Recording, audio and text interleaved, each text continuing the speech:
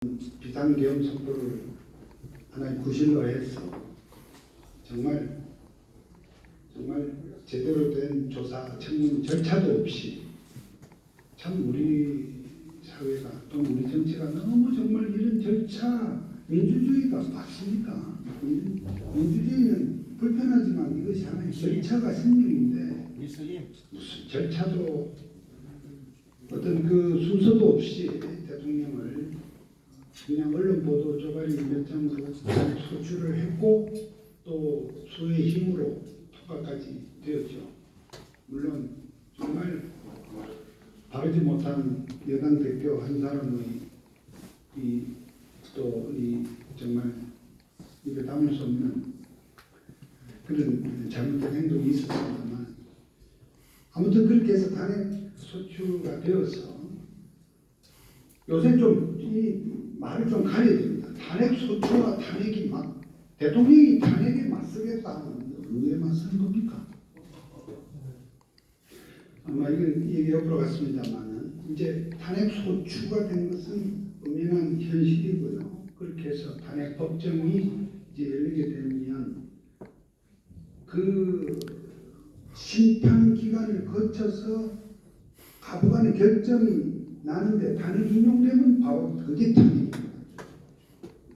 탄핵이 기각되면 또 이제 다시 모든 것이 제자리 돌아오는 거겠고요. 이러한 상황에 있습니다. 탄핵 심판은 탄핵 법정이 구성이 되고 재판관들, 헌법재판소의 재판관이 구성이 되고 어떤 소정의 심판 절차, 심리 절차가 진행이 되고 난 다음에 결론이 날 것인데 그에 앞서서 소위 내란죄라는 프레임으로 비상계엄이 해제되자마자 며칠도 되지 않아서 그야말로 광풍이 불고 있습니다. 수사기관은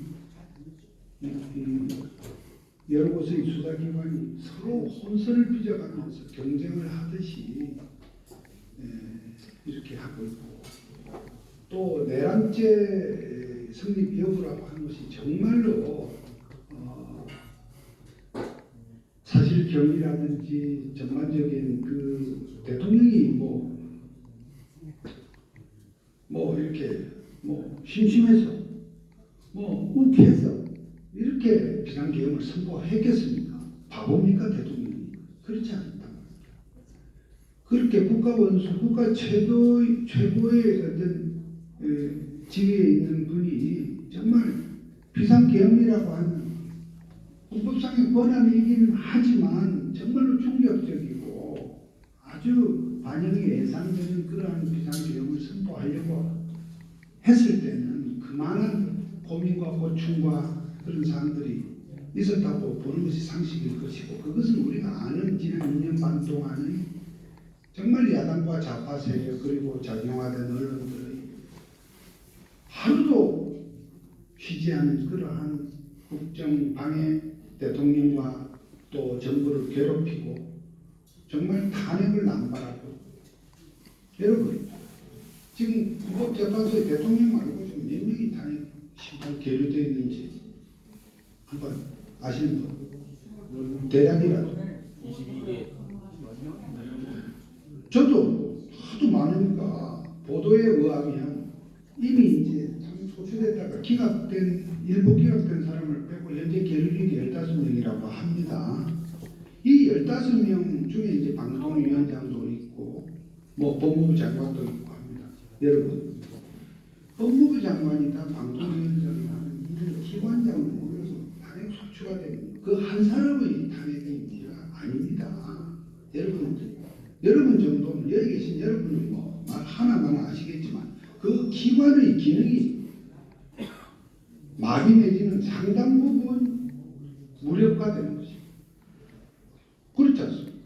어떤 조직의 장이 권한을 행사하지 못하고 집에 가만히 있어야 한다고 했을 때의 그 수많은 어떤 문제점 또 거기 나와 있는 직원들도 마찬가지 사실은 업무가 상당 부분 개정되어 없습니다. 이런 어마어마한 일들을 아무렇지도 않게 하는 것이 지금 우리의 야당이고 좌파세력. 그러한 전반적인 상황들에 대한 대통령으로서의 어떻게 보면 몸부림이라고 볼 수 있겠고, 또 그렇게 해서 한번 혹시 유튜브 있습니까? 유튜브 끌려주십시오. 뭐 이상한 사람은 없죠? 이상한 사람 없어요.